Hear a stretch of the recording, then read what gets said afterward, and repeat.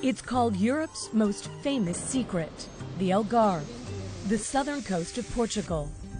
It's a blend of beauty, history, and culture that can be traced back to the Paleolithic period. Almost every town in the Algarve offers remnants of cultures dating back thousands of years.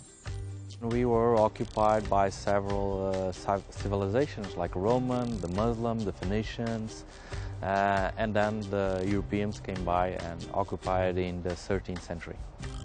In the year 711, the Moors invaded Portugal and later built a castle high on a hill in the city of Silves. Here you see many traces of the region's Arabic past.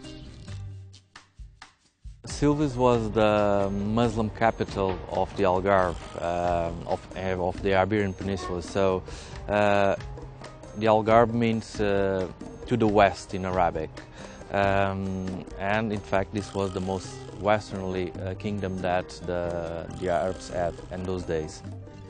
Once known as the Palace of the Balconies for its beautiful views, archaeologists have also unearthed ruins inside the castle that date back to the Iron Age. Just to the south in the city of Lagos, ruins run alongside old city streets into the Old Town Square, the site of Europe's first slave market, which now houses an art gallery. The Algarve region is also known for its ceramics, evident in the tile-fronted buildings lining the narrow cobblestone streets. Deep in the heart of Lagos is the Church of St. Anthony. Here the tile work accentuates the 16th century Baroque design of ornate gilded gold.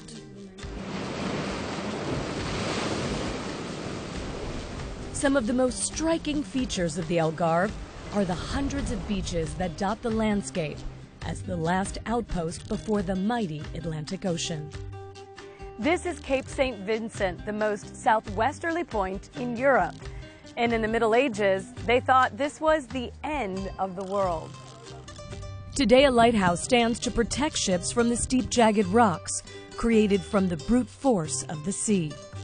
The Algarve is perhaps most defined, however, by the age of discoveries, the period of global exploration that started in the 15th century. The fortress of Sagres is the symbol of Portuguese discovery. It was protection for early inhabitants and also where Prince Henry the Navigator founded a sailing school for those who dreamed of traveling to distant lands. Some of the great navigators, including Christopher Columbus and Vasco da Gama, trained and launched their ships near here on their way into the history books. As maritime is a way of life in the Algarve, it's not uncommon to see fishermen in one of the many tiny fishing villages along the coast. The fish market were traditional in the old days. They arrived right next to the market and left, and the fishermen left the fish in there. Today, the bustling fish markets still thrive, like this one in Olau. Mainly in the coastal area, all traditional dishes are based on fish and seafoods. One thing that you must try is, of course, the cataplana. Cataplana is a traditional dish that got its name from the bowl, and the way it was made. So I call it the grandmother of the pressure cooker. You take the fish, the big fish, you cut in the small pieces, and after you put everything in the pot, and you prepare some clams, some onions, some pepper, some garlic, and some tomatoes, and some pieces of potatoes, like slices of the potatoes. And for finish, you put some clams, some prawns, and you close, and you put in the fire, and your wait is ready.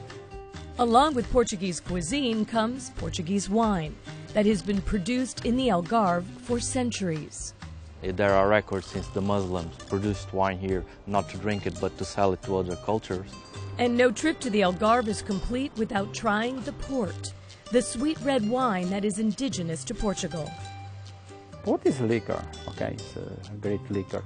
Of course, you can compare the great drinks in the world.